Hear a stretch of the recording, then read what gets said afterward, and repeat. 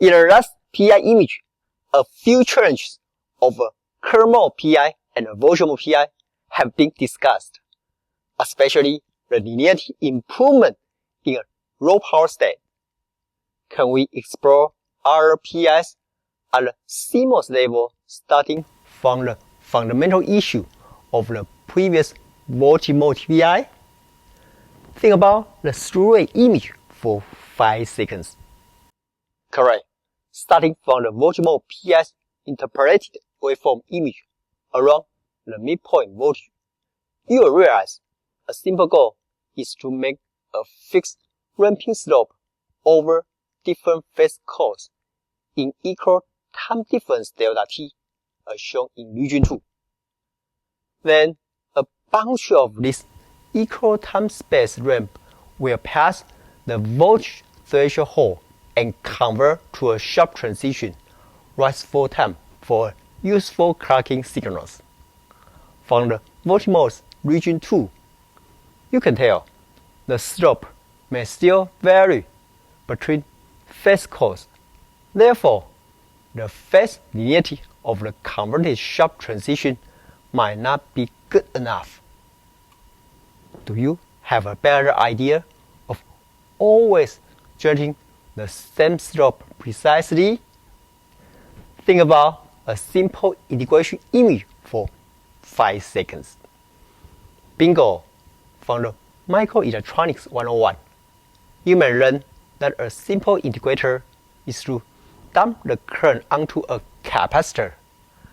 Therefore, IDT equals CdV, and then dV dt equals I over C. The slope of voltage versus time is exactly the current divided by the capacitor.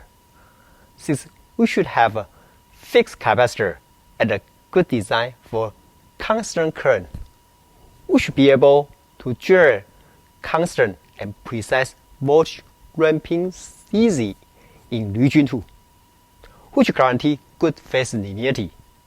But how do we generate such an initial voltage space waveform among different phase course at the end of region 1? Think about the reused topology image for 5 seconds. Right, we just kept using integrator topology, but varying the slope at region 1 such that the voltage space was generated. For example, the leading phase phi 0 may just apply the phase core to turn on the maximum current such that the ramping signal is integrated from 0 voltage all the way to the maximum one. One phase lag phi 1 is generated by reducing one unit current such that the slightly small ramping slope will have a slightly lower voltage level at the end of the integration region 1. Then, switching to the maximum integration current to its peak.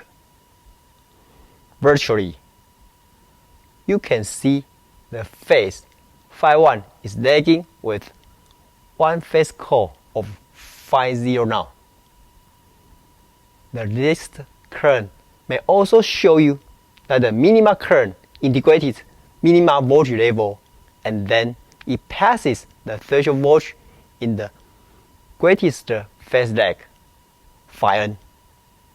Again, you will appreciate that such an integrator provides superior uniform voltage and uniform time between control cores.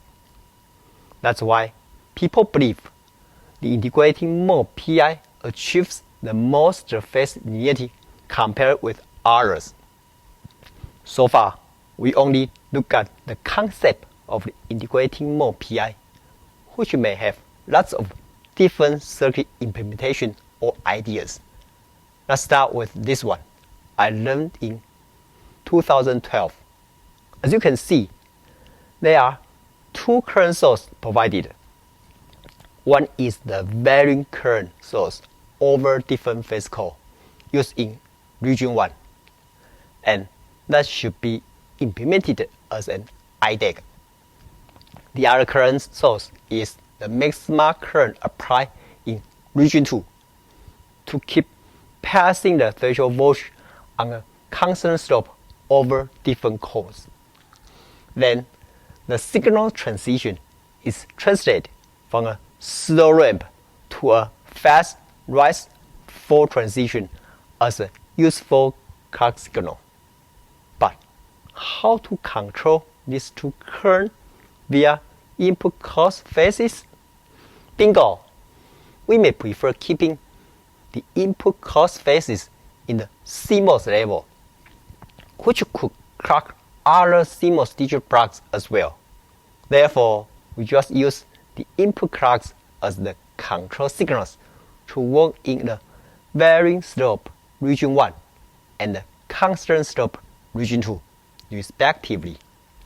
From this timing diagram, CKI low, CKQ high, only the left IDAC branch is turned on, and the integrating slope depends on the strength of the IDAC from the corresponding phase code. Moving to region 2, CKI low, CKQ low. The left IDAC branch is gate off, and the right branch's sync path is gate off as well. So the maximum current is sourcing and the integrating the capacitor. Then it should pass the threshold voltage at every IDAC code and keep integrating until it resets state. In region 3, we haven't talked about. Let's summarize the three regions one more time. Region 1, the phase code sets the varied IDAC current to a different integrated voltage level linearly. Region 2, the fixed and maximum current keep integrating the capacitors and then sets the time spacing over different phase codes, given a threshold voltage level by the slicer. The slow ramp of the integrated signal are converted to a sharp rising and falling transition with the same phase linearity over space. So, as expected, this circuit implementation does integrating PI with a high linearity. Region 3, in the last 1/4 clock period, the capacitor needs to be discharged to the initial condition, which makes sense for an integrating approach. But do you see any other issue with this reset here? Think about the falling edge at the reset phase for 5 seconds. Correct. The discharging was achieved through 2 NMOS in series to pull down, and the ramp slope was different to cause the falling transition over duty cycle to vary between phase codes. If the interpreted clock signal only used a single edge trigger, the duty cycle distortion DCD does not matter, but most high-speed SerDes may apply half rate in DDR operation. Then the DCD introduced here could be a concern, and we must add another duty cycle correction DCC to get a 50% duty cycle. In this paper, they apply an edge combiner as a DCC, but people may have a better or simpler solution. Here are a summarized image showing you why an integrating mode phase interpreter can achieve high linearity easily from a simple voltage mode PI slew rate. You may realize the slope is still slightly different over different phase codes, such that the phase space is still slightly non-uniform. To meet the constant slope easily, the integrator I oversee is a simple and robust approach over PVT for different phase codes. In addition, people know how to design a linear IDEC to translate the uniform voltage level as well. Combining the IDEC set by the phase code, the voltage level sets the initial conditions of the integration linearly in region 2. Then the maximum current will set the constant integration slope, and then convert the uniform voltage to a uniform time among the phase codes. Even though the integrated phase signal has the superior high linearity, it ramps too slow to drive any digital gate. Therefore, a slicer after it will translate the slope ramp to a fast transition rise full time with strong drive strength, but keep the linearity as the ramp signals. Lastly, we look at the circuit interpretation in 2012 presented by the IBM Group to demonstrate this integrating mode PI should be doable.